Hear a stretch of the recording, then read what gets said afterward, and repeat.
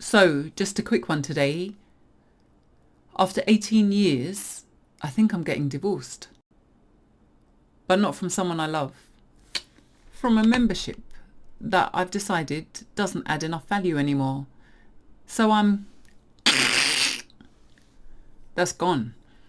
Couldn't believe it. So I checked, and one of my professional memberships, they just hiked their price by 25%. And they're hoping I'm not going to notice.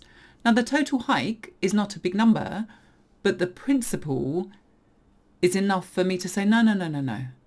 That's enough. So last night, I cancelled the direct debit with my bank. And this morning, I called them to clarify they are not entitled to take a subscription and that I am lapsing.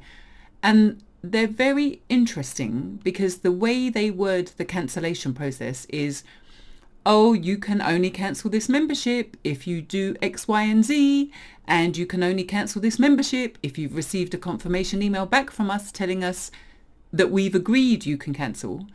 And I'm like, no.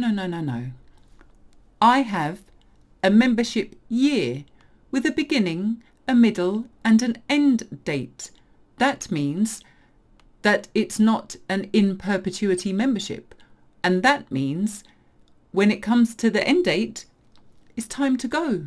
So I've given them plenty of notice and I've said the 25% increase is unacceptable and I will be lapsing. And they're like, oh, is that the only reason why we can give you, I think it worked out about an 8% discount.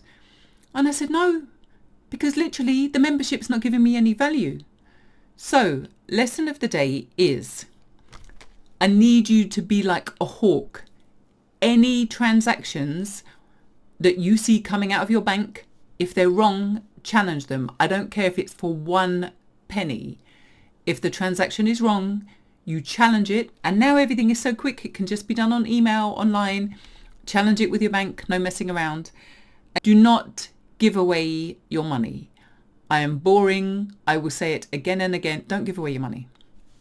Another thing, one membership that I had, which actually was with the Financial Times, was awesome because I had good educational content in terms of financial information. And every year when I subscribed, I would say I gave them £100, whatever the number is. They would always give me a free Fitbit. So I'm like, happy days. I'll pay you £100 all day long for my subscription because every year you're giving me an upgraded Fitbit. You know, like the watch that I can use in my spin classes. I've got like the Fitbit 1, Versa 2, Versa 3. After the Versa 3, the next year they're like, no, you can pay a small £150. And I said, well, where's my watch? They're like, no watch for you. So I was like, well, no subscription for you. Delete it. And they were like, oh, well, we'll give you the membership for £50, like £100 discount. I'm like, what? So you're overcharging me so much that you can just drop the price by like 66% and not give me my watch. So how is that good? And they're like, well, okay, well, why don't we give it to you for £50 and then you get a second membership free for someone that you like?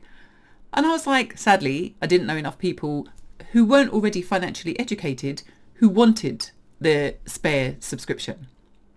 So, yes, I repeat, you watch all of your transactions. Watch it like a hawk.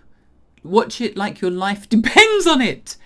At the moment, it's going to be a conscious decision to think, oh shit, I better log into my bank and look at this. For me, I don't even think about it. The first thing in the morning, I get my coffee.